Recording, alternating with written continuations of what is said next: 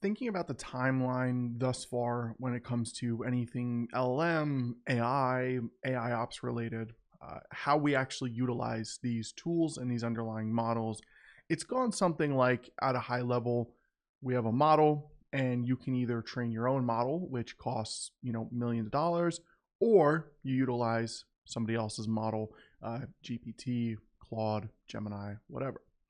Now, after that, it's like, okay, we have all this data, but we need specifics.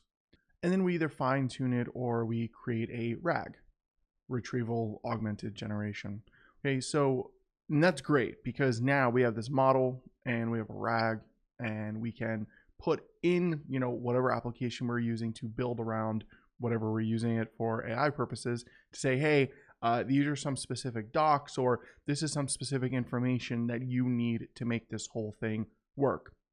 So just as an example, like maybe you're building something AI ops related and you say, okay, like I'm going to use Claude as the underlying model, but I want it to have specific information for whatever it's doing, right? Like maybe some monitoring and observability or maybe some cost optimization or some performance optimization, whatever the case may be. You say, okay, this model is great and it knows a lot about it, but I need it to have specific information. Then you have a RAG, and that's great. Here's the problem with a RAG. It's only for that one application, right? So if you have multiple application stacks where they each need a RAG, that's time consuming. It's a lot of work. It's not terrible, but it's also like, okay, is there a better way to do this? Well, that's where MCP comes into play, Model Context Protocol. And with MCP, you essentially literally have like a server or a Python package, right? And I'm going to show you what that looks like in a second here. And you could literally have a package and like install it via pip, right? And, utilize it locally if you wanted to. So let's go ahead and dive into this. But first and foremost, I want to say why I think it's important for everybody to know all of this stuff, at least at a higher level in today's world.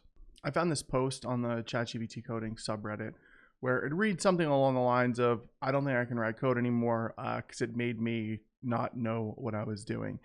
And this is, okay, so like this is a debate that's going on right now. And we can see a lot of comments in here, people talking about it. This is a debate that's been going on for a while, but at the same time, this is a debate that like we saw with the calculator. So like when the calculator came out, it was like everybody's going to be stupid and nobody's going to know how to do math. But this is the difference.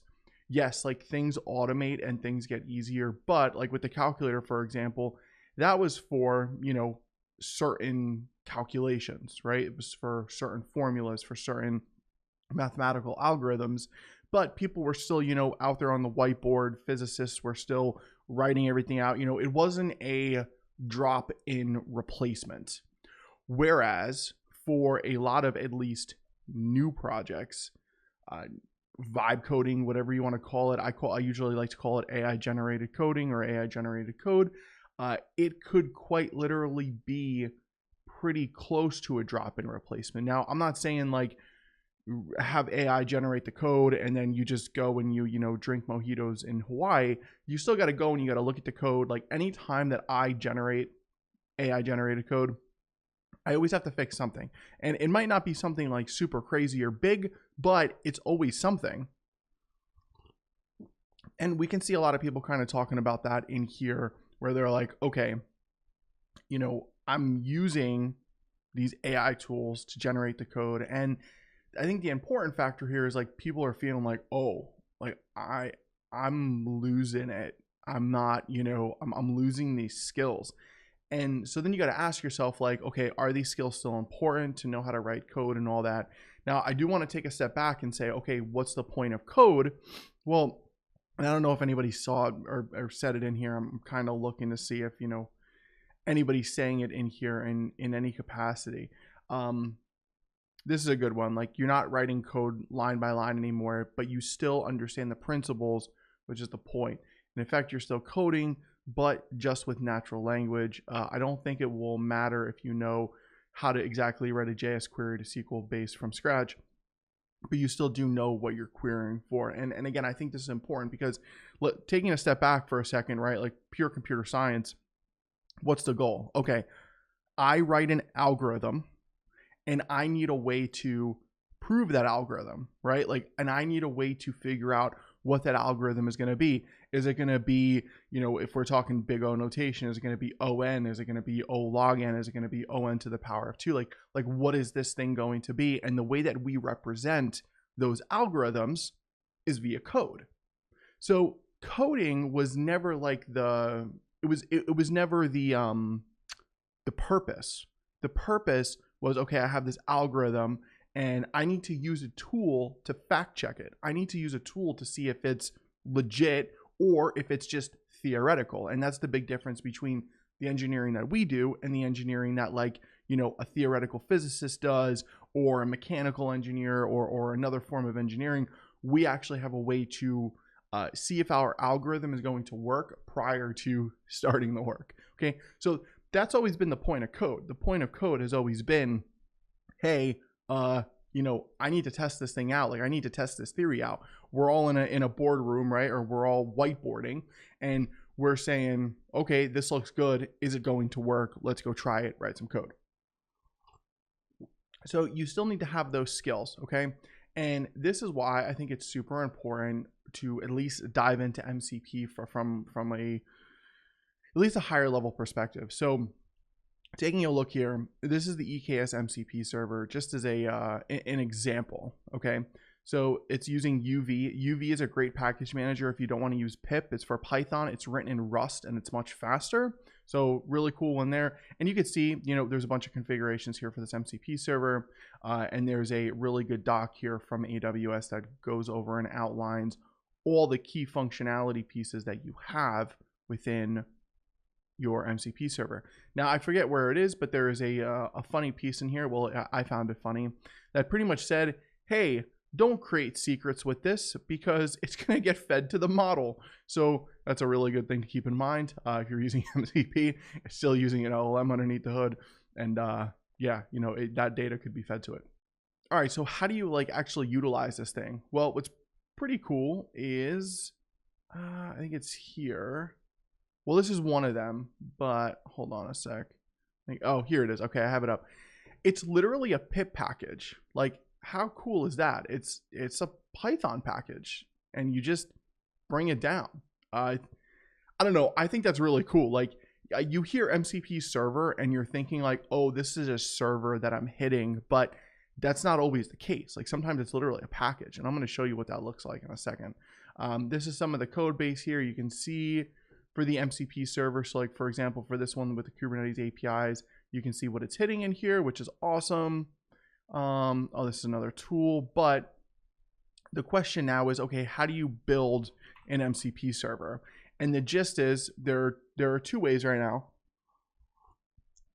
Python or Go. Now, I was originally wanting to do all this in Go, but the reason why I didn't is because, the reason why I wanted to do it in Go is because I wanted to take advantage of concurrency in Go with Go routines.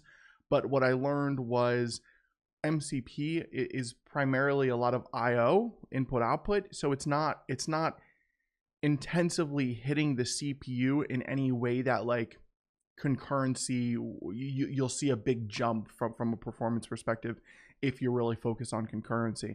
Now on the flip side, you got to use a fair amount of async in Python if you're doing anything MCP related. So there is still some concurrency going on, but it's not one of those situations where you're okay, I need to go with Go because I need a higher level sophistication of concurrency. You're probably not going to hit that in this case. But nonetheless, pretty cool. There's an MCP server package. And another big reason to go with Python in this case is because I think just anything AI and data science related, Python is still taking the cake, right, in comparison to any other language. So I think that it does make sense to utilize Python for this. So scrolling down here, you can see you call upon this generator, right, which is just you're using this to call upon functionality within a class or a package to be able to import that versus having to go call functions and methods manually. So you have this base user, but more importantly, pulling from a particular area. In this case, we're doing just an API call via GET request to this specific location where the data may exist. Here is the API for weather. So what you can see here, this MCP server is a weather MCP server, right? Just as an example here. Okay.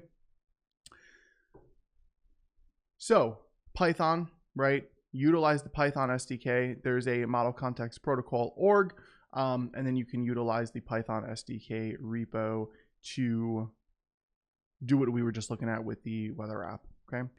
You're going to define the MCP package locally via JSON file, just like this. Okay. And the reason why is because you can, of course, just pull it down via pip package, but more importantly, if you have a client, because MCP is a client server architecture, so you need a client to be able to interact with MCP. So this is how we would do it, right? Again, I have this async IO library because concurrency is still necessary. Multiple things need to be able to run, not necessarily at the same time, but in a concurrent fashion versus a parallelism fashion. All right, I'm using the MCP library. And really what I care about to show in this case is right here, lines 7 and 8, eks.json. Notice it's pulling from there, and then we're able to extract the configuration, connect to the MCP server. Again, I know the language, like if you're in DevOps or systems administration or infrastructure or whatever, you're hearing server and you're thinking like, oh, I need to go out and hit something. But no, programmatically, a client server architecture, the server portion could be sitting in, another Python application, right? So this client is hitting the EKS server, which is, again, we're pulling it from this JSON configuration, all right? And then you could also hard code it if you wanted to. So notice here, lines 7 through 15, this is me hard coding the EKS configuration for MCP instead of pulling it from the file. So if I didn't have this eks.json, I could still utilize it and the code would, more or less be the same other than these manual configurations. All right, so that's the gist. We went over MCP, we went over why it's important to still know this stuff, but just to kind of recap here, playing around with this technology and either utilizing it in production or utilizing it in, a side project that you're doing, whatever the case may be, I do believe that it's important, and the reason why is because number one, you want to stay up to date with what's going on in the industry right now, and everything's AI and AI ops related. Number two, you don't want to just lose your skills, right? Like you don't want to just, have AI write your code for you and you don't know how to do it anymore. So if you need a way to say, okay, like I'm using AI generated code because my job's asking me to or whatever, but I still want to, keep my coding skills up, I think this is a really good way to go and do that.